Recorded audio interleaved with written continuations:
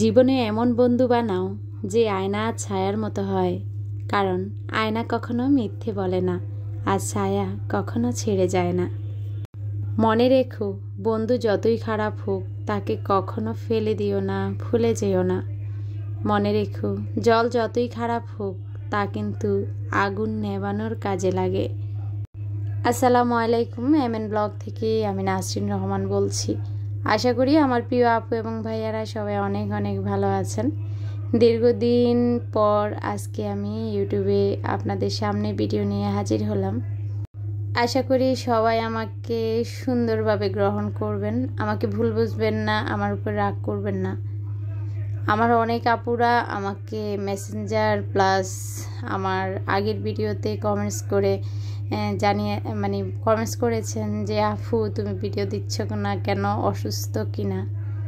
তা আসলে এইসব কমেন্টস পেলে আমার কাছে খুবই ভালো লাগে, মনে হয় যে আমাকে আপনারা অনেক ভালোবাসেন। তো যাই হোক, আমি আসলে গ্রামে ছিলাম, বাসায় ছিলাম না।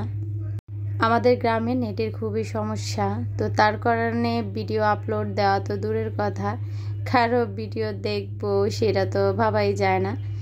তো যাই হোক, আমি বাড়িতে যাওয়ার আগে, যেহেতু ডাইনিংটা এতদিন প্লাস্টিক দিয়ে কাপড় দিয়ে ঢাকা ছিল, সেটা কিন্তু নিচে প্রচুর ধুলাবালি পড়েছে, আর সেটা আপনারা আগেই দেখে বুঝতে পেরেছেন। গ্লাসটা সরিয়ে সরিয়ে আমি পুরো ডাইনিংটা ডিপ ক্লিন করে নিয়েছি। তারপর আমি রানারটা দিয়ে নিয়েছি, আর রানারটা যেহেতু কাগজের নিচে ছিল সেটা কিন্তু একদমই ক্লিন ছিল। তো বাসাটা যতটুকু পেরেছি বাড়িতে যাওয়ার আগে গুছিয়ে গিয়েছি, কেননা আপনাদের ভাইয়া যেহেতু একাই বাসায় থাকবে, তো উনি যখন বাসায় আসবে বাসাটা যদি ফ্রেশ এবং গুছানো থাকে ওনার মনটা ভালো থাকবে।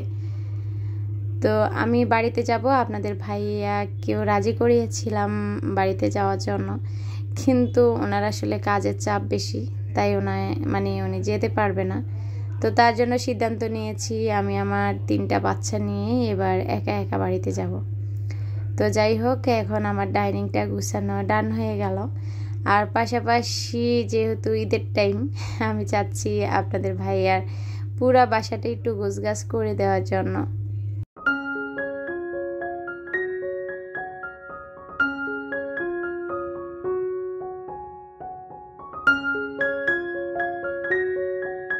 তো দেখতেই পেয়েছেন ডাইনিংটা আমি খুব সুন্দরভাবে আমার মনের মতো করে গুছিয়ে নিয়েছি।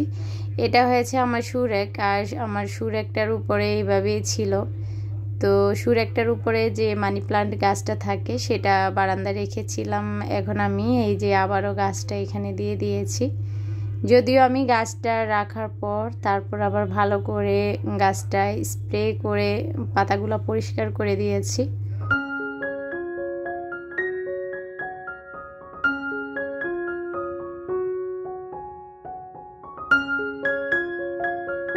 ঘর গুছানো থাকলে আমার খুব ভালো লাগে। আমার অনেক আপুরা আমার সেই ঘরটা গুছানো অনেক পছন্দ করেন।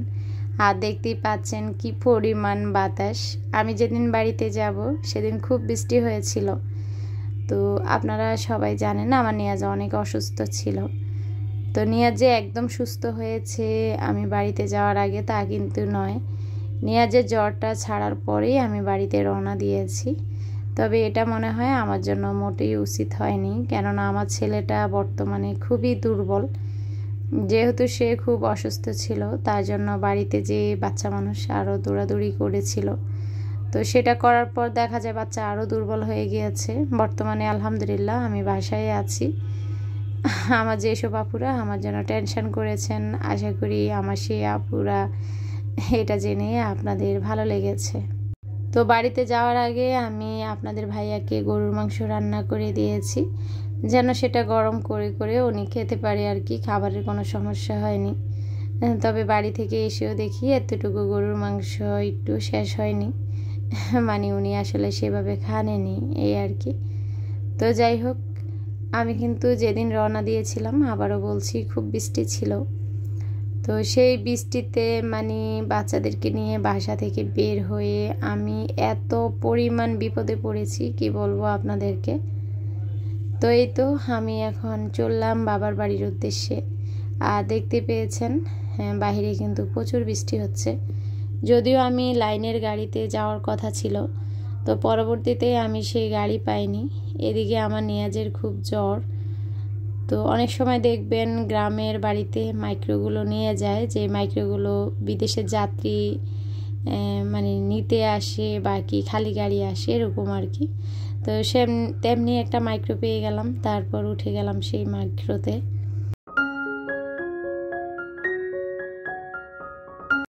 আপনাদের সাথে কথা বলতে বলতে আমার চিরসবুজ সেই গ্রামে আমি পৌঁছে গিয়েছি। যদিও আমি মাঝখানে কোনো ভিডিও করিনি, মাইক্রো থেকে নেমে তারপর আবার আমি সিএনজিতে উঠেছি। তো এখন যাচ্ছি আমাদের গ্রামে, আর আমাদের গ্রামটা কত সবুজ। আমি মনে করি আমার মতো আমার সব আপুরাই নিজের গ্রামকে, নিজের মাতৃভূমিকে খুব ভালোবাসেন। তো যাই হোক, এই যে আমরা চলে যাচ্ছি আমাদের গ্রামে। তো পরে আর ভিডিও করা হয়নি, এটা ছিল পরের দিন সকালবেলা। মা আমাদের জন্য খোলাজা পিঠা বানিয়েছে, যেটাকে আমাদের গ্রামের ভাষায় বলে ডিমের পিঠা, তবে এটাকে নোয়াখালী যারা আছে আর কি তারা এটাকে খোলাজা পিঠা বলে। আর খোলাজা পিঠা খাওয়া মানে হচ্ছে গরুর মাংস দিয়ে। আর এই তো আমাদের উঠানের একটা অংশ। আজ খুব মজা হচ্ছে, খুব আনন্দ করেছি। তার মাঝে দেখেন আমার ভাইয়ের যেহেতু মানে বাবা থাকা অবস্থায় যেহেতু অনেকগুলা ছাগল ছিল, সেগুলো এখনও আমার ভাই ছাড়তেছে না আর কি। তো সেই ছাগলের একটা ছাগল আমার ভাইয়ার মারা গিয়েছে, সেটা ভিডিও করা ছিল আর কি। তো আপনাদের সঙ্গে একটু শেয়ার করলাম। এই ছাগলটার পেটে কিন্তু বাচ্চা ছিল, তো যখন মারা গিয়েছে আমার ভাই আর কি মানে ওরা ভিডিও করে রেখেছিল, তো সেই ভিডিওটা আমি রেখে দিয়েছি। তো যাই হোক, তারপর সকালবেলা আর কি সকালবেলা হাঁটতে বের হয়েছি আমি আর আমার ছেলে। তো সেটা রিয়েল কিছু ভয়েস রেখেছি আপনাদের জন্য, আশা করি আপনাদের অনেক ভালো লাগবে।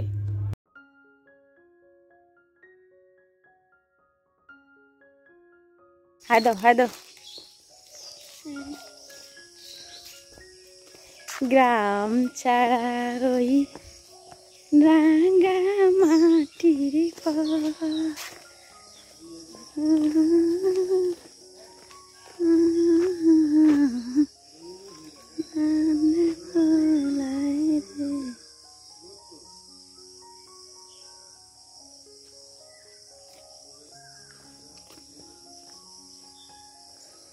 গ্রামের শান্ত পরিবেশে হাঁটার মজাই আলাদা।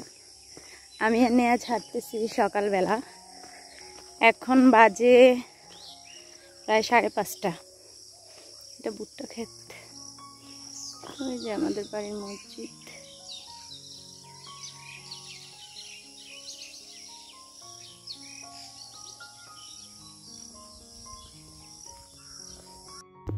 রিয়েল কিছু ভয়েস রেখেছিলাম আপনাদের জন্য।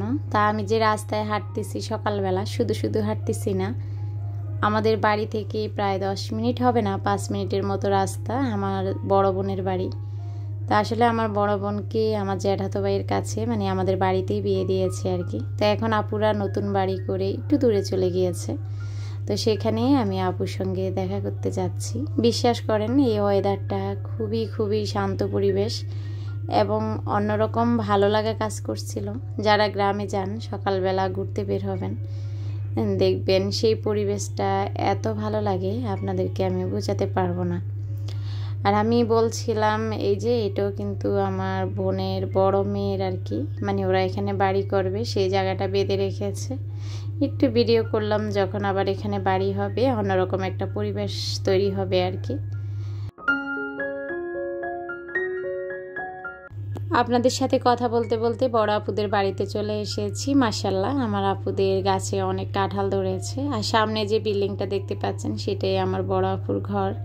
আজকের ভিডিও এটুকুই, পরবর্তী ভিডিও আবারও এখান থেকেই আরম্ভ করব। সবাই ভালো থাকবেন, সুস্থ থাকবেন। আল্লাহ হাফিজ, আসসালামু আলাইকুম।